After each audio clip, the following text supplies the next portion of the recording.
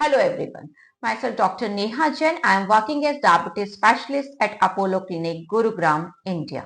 तो आज हम बात करेंगे डायबिटीज के एक इम्पॉर्टेंट कॉम्प्लिकेशन की जिसे कि डायबिटिक न्यूरोपैथी कहते हैं। तो नाम से ही क्लियर है, ये डायबिटिक का एक कॉम्प्लिकेशन है जिसमें कि नर्व डैमेज होने लगता है। न्यूरोपैथी मीन्स नर्व का डैमेज होना, तो ये डायबिटिक न्यूरोपैथी कहलाता है। तो ये क्यों होता है? लॉन्ग ड्यूरेशन ऑफ डायबिटीज और अनकंट्रोल्ड डायबिटीज, जिसमें कि आपका HbA1c लंबे टाइम तक अनकंट्रोल रहता है, हायर HbA1c रहता है, आपकी जो शुगर वैल्यूज हैं वो हाई रहती है, तो डायबिटिक न्यूरोपैथी कॉम्प्लिकेशन होने के चांसेस इंक्रीज हो जाते हैं। अभी डायबिटिक न्यूरोपैथी क्या होता है? डायबिटिक न्यूरोपैथी नर्व का डैमेज होना, तो किसी भी टाइप की जो नर्व्स हैं वो अफेक्ट हो सकती है। 3 टाइप की होती है ये: sensory neuropathy, motor neuropathy and autonomic neuropathy. तो आज हम बात करेंगे सेंसरी कंपोनेंट ऑफ न्यूरोपैथी का। तो ये जो डायबिटिक न्यूरोपैथी का सेंसरी कंपोनेंट होता है, तो यह आपके बॉडी के किसी भी पार्ट को अफेक्ट कर सकता है, पर जो मोस्ट कॉमनली पार्ट होते हैं वो हमारे लेग्स एंड फीट होते हैं। तो ये पेरिफेरल न्यूरोपैथी जो कि हमारे फीट को और लेग्स को इफेक्ट करती है। इनके अगर सिम्टम की बात करते हैं तो देखिए, पैरों के तलवे में जलन होना, टिंगलिंग होना, सूनापन आना, बर्निंग सेंसेशन होना, झंझनाहट होना, ऐसा लगना कि कुछ प्रिक हो रहा है, सुइयों जैसी चुभन होना डायबिटिक न्यूरोपैथी के इंपॉर्टेंट सिम्टम होते हैं। और कभी कभार पेशेंट को बहुत तेज पेन भी हो सकता है।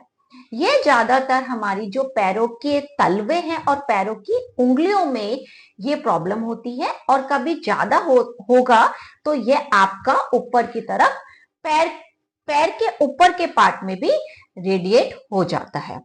ठीक है, तो ये तो इसके सिम्टम्स है। और साथ ही कुछ पेशेंट्स में हम देखते हैं कि पैरों में सूनापन आने लगता है, उनको कोई सेंसेशन का पता नहीं चलता। ऐसा क्यों होता है कि नर्व्स में सेंसेशन को पहचानने की, परसीव करने की जो कैपेसिटी है वो धीरे धीरे कम होने लगती है।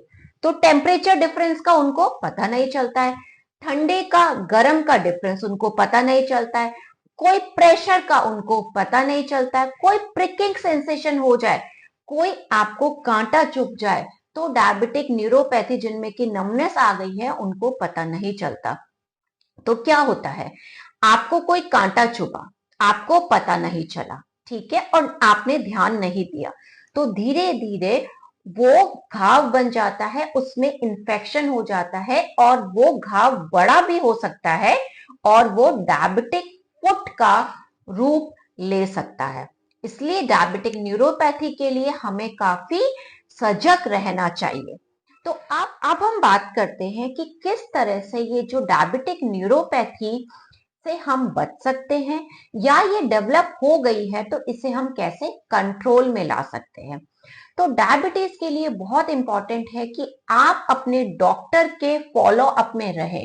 एक रूल बनाएं कि वंस इन ए मंथ, महीने में एक बार हमें डॉक्टर की विजिट जरूर से करनी है। आप अपना वंस इन 3 मंथ HbA1c को जरूर से चेक कराएं, और एक हम जो इसको लिमिट में ही HbA1c को रखें, HbA1c को बढ़ने ना दें। वंस इन वीकली आप अपनी शुगर को जरूर चेक करिए। अगर ये कंट्रोल में भी आ गई है तब भी सप्ताह में एक बार खाली पेट खाने के बाद, जैसा भी आपका डॉक्टर बताता है, आप शुगर चेक करेंगे।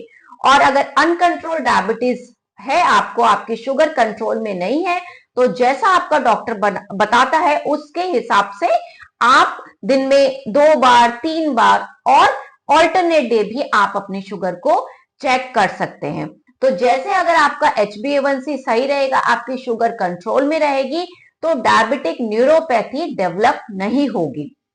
और अगर डेवलप हो भी गई है तब भी आप शुगर को कंट्रोल में रख करके आप इसको बढ़ने से रोक सकते हैं। और अगर ये डेवलप हो जाती है तो कुछ तरह की दवाइयां हम देते हैं ताकि हम इससे जो होने वाले सिम्टम्स हैं, जैसे कि पैरों में जलन होना, झंझनाहट होना, रात को स्पेशली जब पैरों में दर्द ज्यादा होता है, तो इन सिम्टम्स को हम दवाइयों के माध्यम से कम करते हैं। तो आप अपने डॉक्टर से सलाह लीजिए, संपर्क करिए, और हम इससे होने वाले दुष्प्रभाव से, डायबिटिक न्यूरोपैथी के कारण होने वाली पीड़ा से बच सकते हैं। Thank you so much.